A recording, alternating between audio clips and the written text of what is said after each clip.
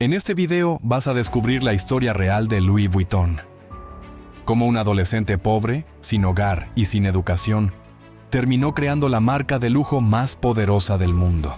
Pero esta historia no empieza con riqueza. Empieza con hambre, con frío, con pérdida, con un niño que lo perdió casi todo. Y aún así siguió caminando.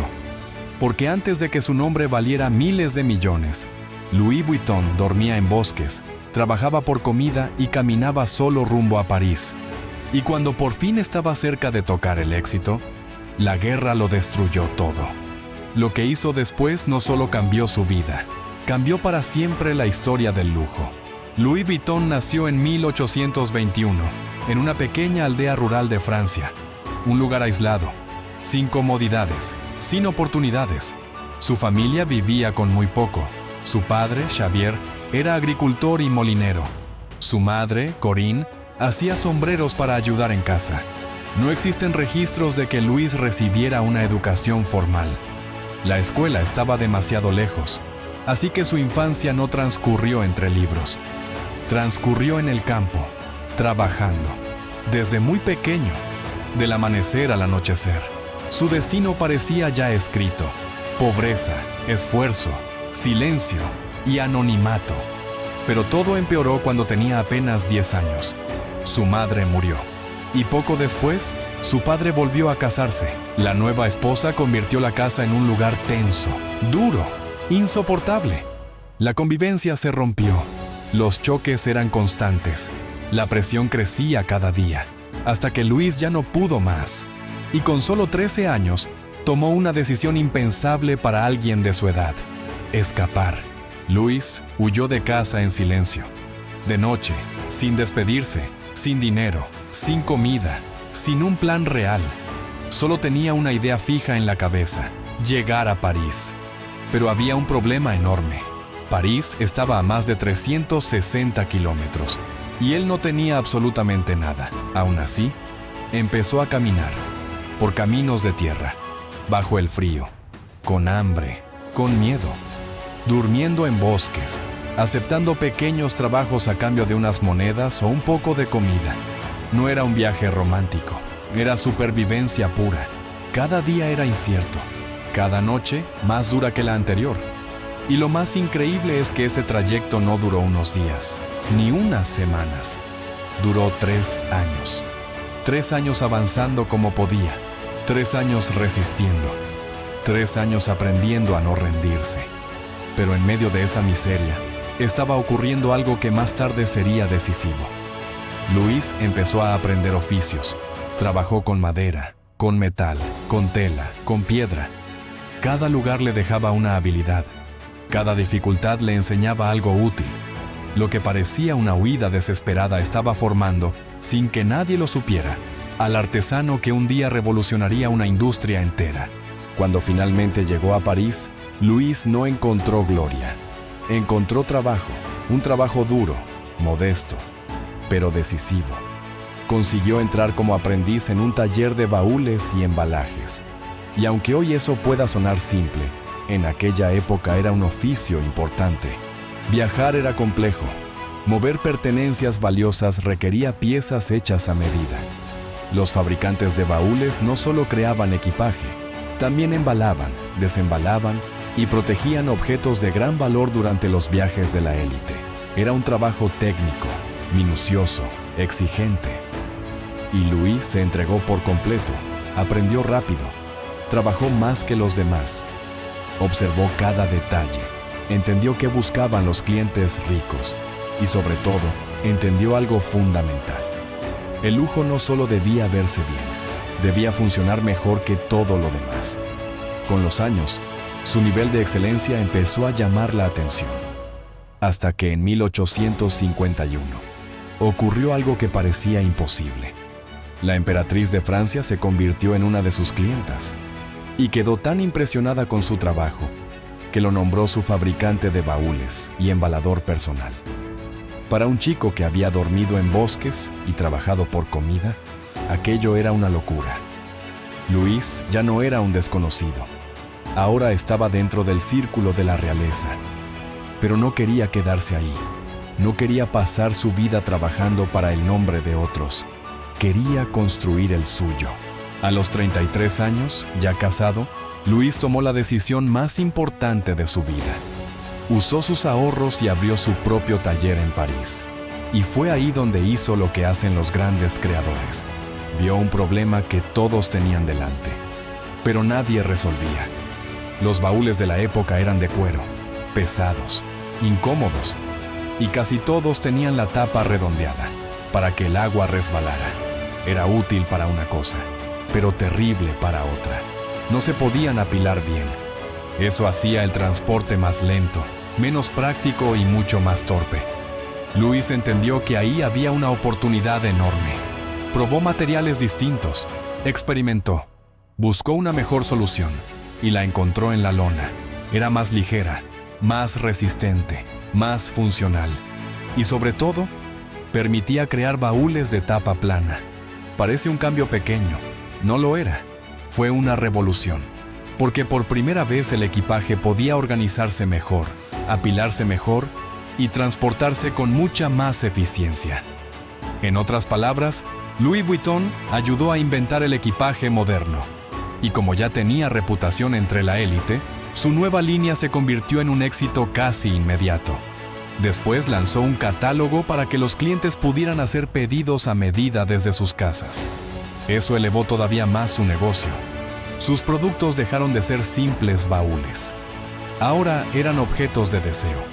Y en muy poco tiempo, tener un Louis Vuitton empezó a significar una sola cosa: estatus. A partir de ese momento, el crecimiento fue rápido. Los pedidos comenzaron a llegar desde distintos lugares, incluso desde otras cortes reales. En 1859, Luis abrió un nuevo taller en las afueras de París y contrató más artesanos para responder a la demanda. El momento histórico también jugaba a su favor. Los viajes en tren y en barco se estaban expandiendo. Moverse por el mundo era cada vez más frecuente. Y eso significaba una cosa: cada vez más personas necesitaban equipaje de calidad. Luis estaba en el lugar indicado, con el producto indicado, en el momento indicado. Parecía que, por fin, la vida empezaba a devolverle algo de todo lo que le había quitado. Parecía que el sufrimiento había quedado atrás. Pero no, todavía no. Porque cuando por fin había logrado construir algo grande, el destino volvió a golpear. En 1870, estalló la guerra franco-prusiana y Louis Vuitton tuvo que abandonar su casa, su negocio y la estabilidad que tanto le había costado conseguir. Francia cayó en el caos. Había miedo, escasez, desorden, miles de personas desplazadas. Y Luis, otra vez, se vio obligado a sobrevivir en medio de la incertidumbre. Cuando finalmente logró regresar, encontró una escena devastadora. Su tienda estaba destruida, las ventanas rotas, los equipos saqueados, y años enteros de trabajo habían quedado reducidos a ruinas. Ese momento pudo haber sido el final. Después de todo, no era la primera vez que la vida lo arrojaba al suelo. Pero Luis hizo lo que había hecho desde niño: levantarse. En lugar de rendirse, usó sus ahorros para empezar de nuevo. Pero esta vez no volvió a empezar de cualquier manera. Volvió a empezar mejor. Eligió una nueva ubicación en un barrio aristocrático de París, junto a una estación de tren y al lado de un hotel de lujo. Era una jugada brillante, porque ponía sus productos justo delante de los viajeros ricos que más podían valorarlos. Y poco después volvió a acertar. En 1872, lanzó un nuevo diseño de baúles de lona beige con rayas. Elegantes, modernos, fáciles de reconocer. Ese estilo se convirtió rápidamente en sinónimo de sofisticación. Otras marcas intentaron copiarlo. Pero Louis Vuitton tenía algo que no se copiaba tan fácil: credibilidad. La gente no solo compraba diseño, compraba calidad, compraba prestigio, compraba una historia de excelencia. Durante los años siguientes, Luis consolidó su nombre hasta su muerte, a los 70 años. Parecía el cierre perfecto para una historia imposible.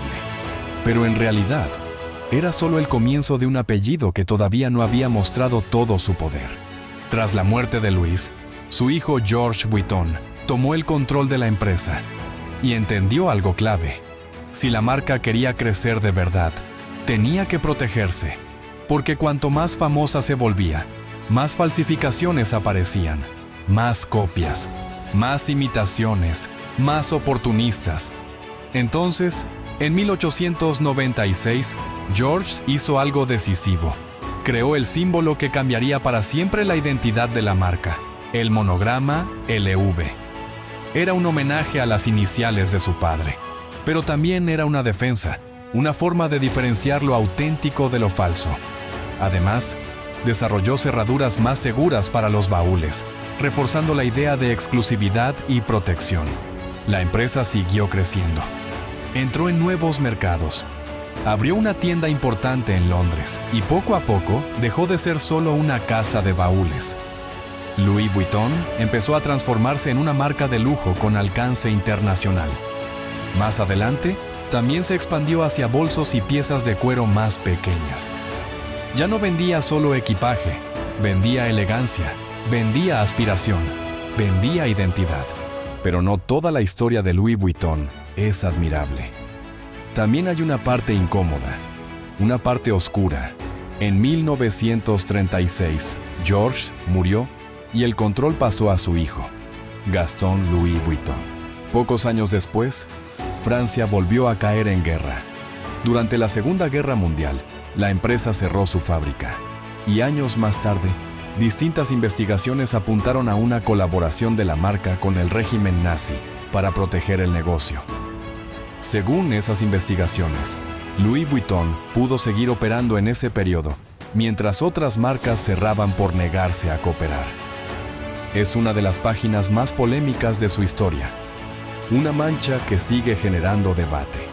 Y aunque la marca no haya querido convertir esa etapa en parte visible de su relato, sigue estando ahí, porque los grandes imperios no siempre se construyen solo con talento.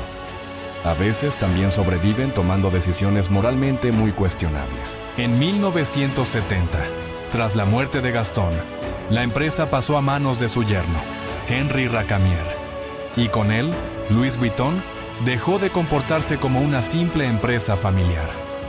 Henri pensaba en grande, muy en grande. Cambió el modelo de negocio, expandió la marca a nuevos países, abrió mercados clave como Japón y transformó a Louis Vuitton en una compañía mucho más ambiciosa. Las ventas crecieron con fuerza, la expansión fue brutal y entonces llegó el movimiento que cambiaría todo para siempre. La fusión con Moet Hennessy, que dio origen a LVMH. Sobre el papel, parecía una jugada maestra. En la práctica, abrió una guerra por el control. Henry buscó ayuda en un empresario llamado Bernard Arnault. Creyó que sería un aliado. No lo fue. Arnault fue ganando influencia, comprando poder, moviéndose con frialdad, hasta quedar en una posición dominante. Henry lo demandó. Perdió. Y por primera vez en casi un siglo, la familia Vuitton quedó fuera del control de la marca que había creado. Era el fin de una era y el inicio de otra mucho más fría, más agresiva y más corporativa. Después de esa transición, la marca pasó por momentos difíciles, pero Bernard Arnault tenía una visión clara: convertir Louis Vuitton en una pieza central del mayor imperio del lujo. Y lo consiguió. Impulsó colaboraciones, reforzó el deseo alrededor del monograma, reposicionó la marca y devolvió a Louis Vuitton al centro del lujo global. Décadas más tarde, en 1997, Marc Jacobs asumió la dirección creativa y le dio una nueva energía a la casa. Introdujo Pret-à-Porter, nuevos accesorios, una estética más moderna, más viva, más atractiva para un público joven. Luego llegarían colaboraciones como la de Supreme, que demostraron que Louis Vuitton podía mezclar tradición, moda y cultura contemporánea sin perder exclusividad. Eso sí, el problema de las falsificaciones nunca desapareció. La marca ha pasado años persiguiendo copias, defendiendo su logotipo y protegiendo su posición. Porque cuando tu nombre vale miles de millones, el mundo entero quiere una parte de él, aunque sea falsa. Hoy, Louis Vuitton es mucho más que una marca de moda. Es un símbolo global de riqueza, de poder, de estatus. Tiene cientos de tiendas por todo el mundo y una valoración que supera los 130.000 millones de dólares. Pero detrás de ese imperio no hubo un inicio elegante. Hubo hambre, hubo frío, hubo pérdida. Hubo un adolescente sin hogar caminando solo por Francia, y esa es la parte que muchos no conocen. La historia real de Louis Vuitton no empieza en una boutique de lujo. Empieza en el barro, en el cansancio, en el dolor. Y quizá por eso esta historia impacta tanto. Porque Louis Vuitton no heredó un imperio. Lo construyó desde abajo, con oficio, con visión y con una obsesión silenciosa por escapar del destino que le había tocado. Aunque la marca creciera, cambiara de manos y atravesara etapas oscuras. Todo comenzó con un chico que se negó a aceptar una vida miserable. Ese fue el verdadero origen de Louis Vuitton.